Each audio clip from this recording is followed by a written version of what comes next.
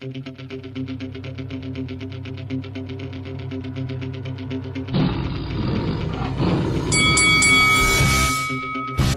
up, it's your boy Roy Jones Jr. and you're watching Lights Out. This is Faisal for Lights Out, proudly sponsored by Spartans Law. We're here at the Greenwich Peninsula Golf Range in London, just across the road from the O2 Arena. Delighted to be joined by Francis Warren. Francis, first of all, how are you doing? I'm all good, thank you, mate. All good. Looking forward to a swing today. Yeah, I mean, well, we're at a golf range, so it's only rightfully so. I don't think you want to see my golf swing. It's for your own benefit. But yeah, let's talk about Saturday night, a huge night at the O2 Arena. Got some great fights to look forward to. Let's start off with the main event for the interim super middleweight title between Zach Parker and John Ryder. A cracking fight, a great British domestic dust-up. We love a domestic dust-up, don't we, Francis? Listen, they're always the most appealing, I think, to fight fans, and I think they're the ones that get the fighters most, get their juices flowing the most. So, I've just seen Zach over there. He looks very calm and relaxed, but I'm sure come Saturday night it'll be a different story. John Ryder's a formidable fighter, true gentleman, and I think it's a testament to both guys that they've both stepped up to take this fight and on such a big stage, and they've got a big reward at the end of it. I mean, Zach was obviously preparing to face Demetrius Andrade in a big night in his hometown in Derby, but that fight never happened due to an injury to Andrade. But now he's got John Ryder, who is a formidable opponent with a very respectable record. He's been in there with some of the biggest names. In terms of preparation and what we can expect from Zach on Saturday night, what does he do differently for this fight with a fighter like John Ryder? Well, I think Zach obviously they have a game plan, but they're two very different fighters. Andrade to John Ryder. You've got one guy who's very long and rangy and awkward, and then you've got an all-out fighter with terrific boxing skills. So, both guys have to be respected, but obviously John Ryder's the guy in the opposite corner, so all fist point towards John as far as Zach's concerned.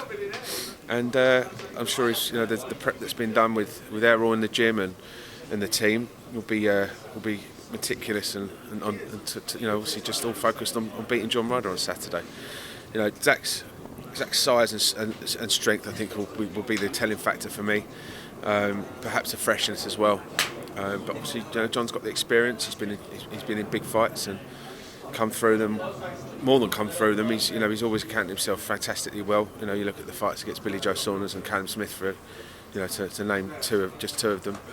He always gives a great account of himself, and I'm sure he will do again on Saturday night. John's coming off a career best win against Daniel Jacobs, and obviously he's been very impressive as of late. A lot of people had him winning that fight against Callum Smith in Liverpool a few years ago, but obviously the decision didn't go his way. What does Zach have to do on Saturday night? Because when you look at John Ryder, is it fair to say that he's a man that's practically on his last chance saloon in terms of winning a world title? I think win or lose, John Ryder's always going to be someone that you want to watch fight. And these guys, the level they operate at, it's and the skill sets they have. I think you're only, even if you get a bad result, you're only one winner away from being in a similar position. Zach, this is Zach's first real big opportunity at this level, and he's got a real tough challenge on his hands on Saturday night. And he cannot, obviously can't be taking it anything other than 1,000,000% seriously. And treating John Ryder like he'd treat any other opponent at this level. And obviously, let's talk about the rest of the card. You've got Hamza Sheeraz fighting for the vacant Commonwealth middleweight title against River Wilson Bent, another good British domestic fight. Firstly, how happy are you with the progress that Hamza's made over this year? And is it fair to say that a win on Saturday night pushes him even closer to that world title shot?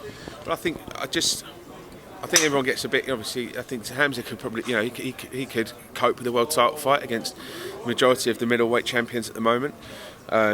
Obviously, it's about seizing an opportunity. So, for example, like Denzel Bentley did a few weeks back. No one gave Denzel a chance, but you just think maybe if Denzel had just maybe a little bit more experience at that level, he might have actually gone on and won that fight.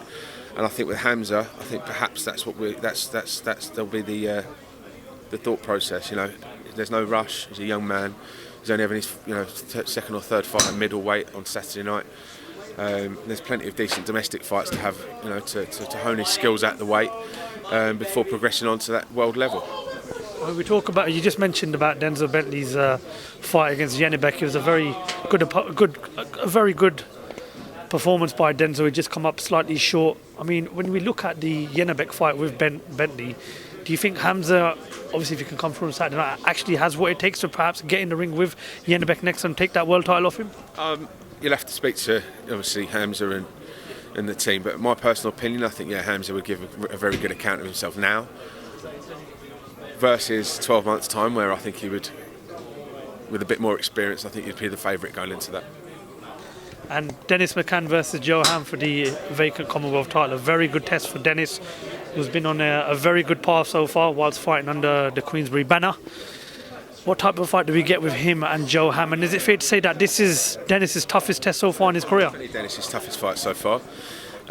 First and foremost, it's over 12 rounds, so that's new ground for Dennis to explore. I thought he did terrifically well against James Beach in winning his title. Started off a little bit cagey, but felt his way into it, and felt strong enough to in the later stages of the fight to be able to finish James Beach off. I feel it would be quite a similar affair actually on Saturday night. Joe Ham's a good, tough opponent, decent skill set, good record, and we'll give Dennis a fight. But it's just Dennis's opportunity to set down a marker. Super bantamweight division in the UK is extremely exciting at the moment. Some great fighters out there.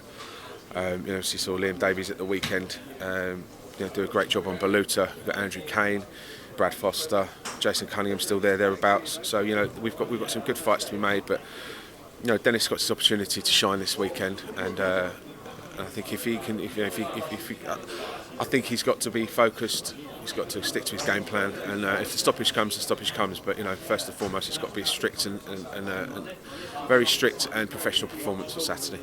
I mean, it's also a chance to show how well Queensberry is progressing in terms of the sort of next generation, in terms of the likes of Pierce O'Leary, Tommy Fletcher, Sonny Liston, Ali, Sam Noakes.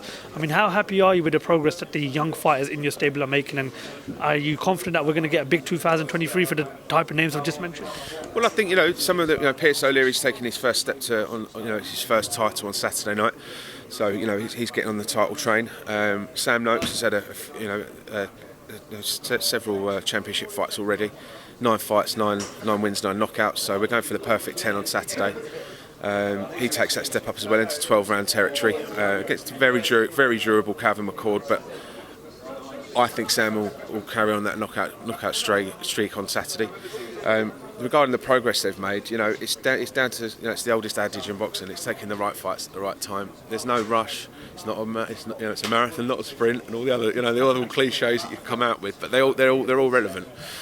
These guys get one crack at this career, and it's our responsibility to make sure that we manage it and promote it in the correct manner, and making sure that there are calculated risks made, but at the correct time, and making sure that the guys don't find themselves overwhelmed or out their depth at the wrong time. I think the fights that have been made this weekend give them tests, but tests that I'm confident they'll overcome, and then it's on to the next one. Before I let you go, just a week to go for the big one, Tottenham Hotspur Stadium, Tyson Fury, Derek Chisora 3. Now, I'm gonna ask you a very difficult question that I don't even think I can answer. I'm not going to ask you what does Tyson Fury need to do to win. What does Derek Chisora need to do to win? Because he's coming up against a man that's taken the biggest and best punches of probably the most destructive heavyweight puncher in history in Deontay Wilder. So how does Derek Chisora, who's lost twice to Tyson Fury, beat Tyson Fury on Saturday? I know it's not an easy question, but I mean, sit on the fence for me now, Francis. How does he beat Tyson Fury next week? He's got to have the night of his life. I think that's about all I can say about it. You'll have to ask Charles and Derek. But he's got to have the night of his life because it's a very tall order for anybody in the world to beat Tyson. Derek's fearless, and I suppose a fearless man is a guy with nothing to lose. He could be a dangerous man. So you never know. You never know. I know I said last question, but I need to get your thoughts on the World Cup. What have you made of it so far, Francis? I mean, have you caught up with any of the matches? I'm pretty sure you watched the England game the other day, but what have you made of how the tournament's panning out so far? It's been exciting. I think it's been good. I mean, Saudi Arabia yesterday, that's what the World Cup's all about. But it's exciting. I'm loving the extra time as well, because we're getting almost like an extra game. We're getting an extra game every day, so it's good fun. It's good. No, but enjoying it. And just it's good to see it actually underway rather than all the talking about it, because it's been a spectacle so far and it's had some good football. One last one. Is it coming home? It's coming home. Francis Warren, top man. Thank you very much. Talk to life. It's top man.